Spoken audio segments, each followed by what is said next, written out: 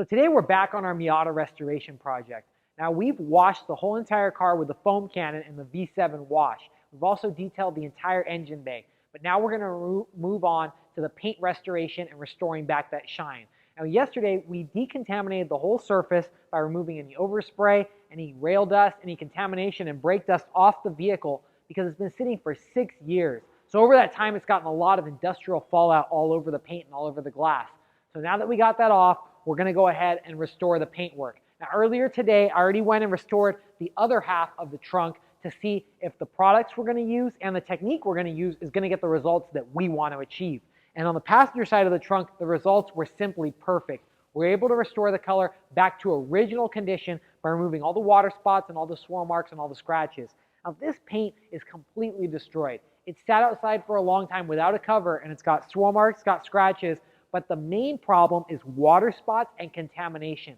The water spots are killing the shine. So we're going to remove those along with the swirl marks and the scratches using a dual action polisher. Now today I'm going to be working with the Torq 10FX dual action polisher. We don't need to use a rotary. We're going to use the dual action because it's going to restore the paint gently without taking off too much paint off the surface. Now as for pads, I'm going to start out with an orange 5.5-inch Hex Logic cutting pad. Now the orange cutting pad is going to be strong enough to remove any of the swirl marks and scratches along with the water spots but not harm the paint. It's going to be a perfect way to start it out.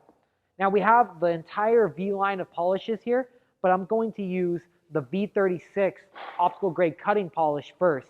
Now I don't want to start out too strong like with a V32 or V34. I want to start out on the lower end of the abrasive scale, so I'm going to start with the V36. V38 is not really strong enough to remove water spots, but V36 should do the job. Plus, if it doesn't work, I can always move up to V34. That'll cut out the water spots and give it some more cutting power. But we already know just from doing this side of the hood that V36 and the orange pad work fantastic. So I'm going to do that same process on this side so you can see an exact copy of what I did to restore the paint back to original condition. If you're polishing your own car, you don't need to put tape on the surface, but I'm going to give you a good 50-50 difference just by using the tape so you can see it right on the camera. There we go. Now let's work on this bottom portion of the hood to restore the surface. Now I'm going to take my Torq 10FX dual action polisher. I'm also going to take a microfiber towel.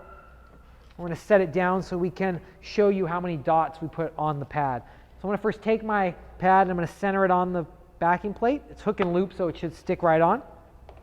Now I'm going to grab my V36. Now I'm going to use 5 to 6 dots of the V36. Nice dime-sized dots right on my pad, and that's going to give me enough power to cut over the whole entire surface. Now for lubrication, just to get the pad ready, I'm going to use some just regular DI water. If you have an older pad that needs to be reconditioned, you can use our chemicalized pad conditioner, and that'll help it out. So now let's get started. So I'm going to first spread the polish on speed setting 1